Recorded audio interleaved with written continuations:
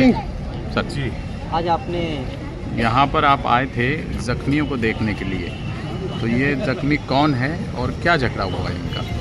ये official statement, official बयान Samajwadi party के जिम्मेदारान आप लोगों को देंगे, लेकिन जो हमला हुआ है समाजवादी पार्टी के वर्करों पर, मैं उसकी मजम्मत करता हूं और कई सवालात हमारे अपने सामने हैं।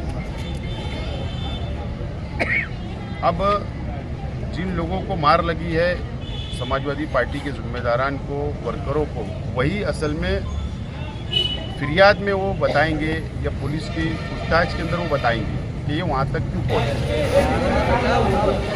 लेकिन अगर हमला डायरेक्ट हो जाता है, तो मैं बात सुन रहा था, ये लोग जाते हैं मस्जिद के पास और हमला डायरेक्ट हो जाता है, तो इसका मतलब ये है कि कहीं ना कहीं जिन लोगों ने हमला किया वो प्लानिंग में और औजार के साथ, सामान के साथ मौजूद थे। इसका मतलब ये होता है। लेकिन ये सियासी बयानबाजी तक महदूद रहता तो ठीक था। इधर से भी प्रेस हो रही थी, उधर से भी प्रेस कॉन्फ्रेंस हो रही थी, एक दूसरे को जवाब दिया जा रहा था। लेकिन पुलिस डिपार्टमेंट से मेरी गुजारिश है, अपील है कि प्रेस के जरिए बातचीत चल रही थी, लेकिन इसके अंदर जो शिद्दत पैदा की गई वो मिर्जा गालिब रोड से शिद्दत पैदा हुई। अनीस मिस्त्री जो समाजवादी पार्टी के प्रवक्ता है, उनके पोते को वो ट्यूशन क्लास से लाने के लिए गए थे और वहाँ पर भी इस तरीके से मारहान की गई, गाली गलौज की गई थी और वहाँ से इस मामले में शिद्दत आई। पुलिस ने पूरी इंक्वायरी करना चाहिए। जिन लोगों पर हमला हुआ फरहान हॉस्पिटल में एडमिट है, बहुत गहरी चोट आई है, नाजुक हालत है। अब पुलिस ने फौरी तौर पर एक्शन लेना चाहिए और कड़क से कड़क कार्रवाई करना चाहिए। बहरहाल बात शुरू कहाँ से हुई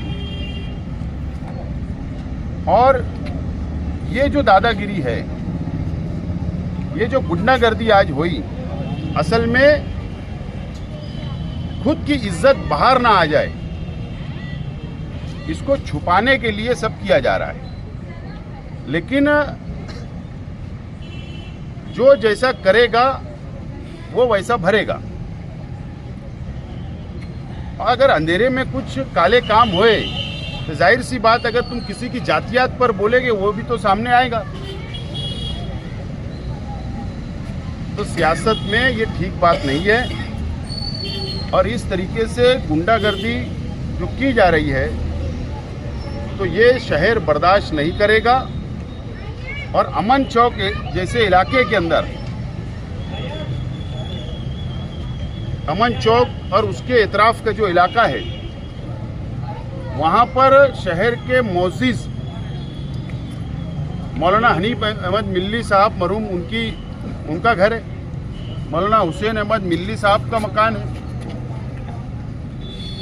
मौलाना अहद अज़हरी साहब का मकान है। वहाँ पर साबिक एमएलए, साबिक सदर बल्दिया मरहूम हाजी शब्बीर अहमद सेठ साहब का मकान है। और एक अच्छी बस्ती है, दीनदारों की, एजुकेटेड, पढ़े लिखे लोगों की बस्ती के अंदर इस तरीके से गुंडागर्दी करना, मैं समझता हूँ ये ठीक बात नहीं है। पुलिस ने तय तक जाना चाहिए, सामान कहाँ से आए, कैसे प्लानिंग हुई, सामान कहाँ रखे हुए थे। और जाहिर सी बात, वो सीसीटीवी तो होगा, सीसीटीवी तो होगा। क्या सीसीटीवी के अंदर जो रिकॉर्ड हुआ होगा, तो क्या उसको नष्ट कर दिया गया? वो सबूत है, क्या वो नष्ट कर दिया गया? जो सबूत है उसको मिटाने की कोशिश की गई, ये भी पुलिस ने तहकीक करना चाहिए। महिलाओं का सम्मान होना चाहिए सियासत में। आपस के झगड़े ठीक है, महिलाओं के बारे में जो इन लफ्ज़ों का इस्तेमाल किया जाता है, असल में समाजवादी पार्टी के जिम्मेदार वर्कर बार बार ये बोल रहे थे कि उनकी लीडर शान हिंद साहिबा के खिलाफ में जो ज़बान इस्तेमाल की गई, वो बोल रहे थे बार बार आप माफ़ी मांग लो, आप माफ़ी मांग लो, आप माफ़ी मांग लो। तो इंसान माफ़ी मांगने से छोटा नहीं होता। जज्बात में जो बोल दिया गया, और एक टाइम नहीं जज्बात में बोला जाता, हमेशा जज्बात में इस तरीके के जुमले का इस्तेमाल किया गया है। समाजवादी पार्टी की जो डिमांड थी वो कोई बड़ी डिमांड नहीं थी, आप माफ़ी मांग लो, झगड़ा ख़त्म। लेकिन अड्डरमी करना ये मुनासिब नहीं है। और अगर एक लीडर और एक महिला के ताल्लुक से ऐसा बोला जाता है तो ये भी ठीक बात नहीं है। अगर वर्करों के जज्बात है, वो प्रेस लेकर उन्होंने क्या गलत कहा? उन्होंने एक जमहूरी मुल्कों के अंदर जो संविधान ने अधिकार दिया वो आंदोलन करने की बात कर रहे थे। उन्होंने कभी नहीं बोले कि हम डंडा लेके मारेंगे, हम हमला करेंगे, ऐसा कहाँ बोला उन्होंने? तो ये ठीक बात नहीं है।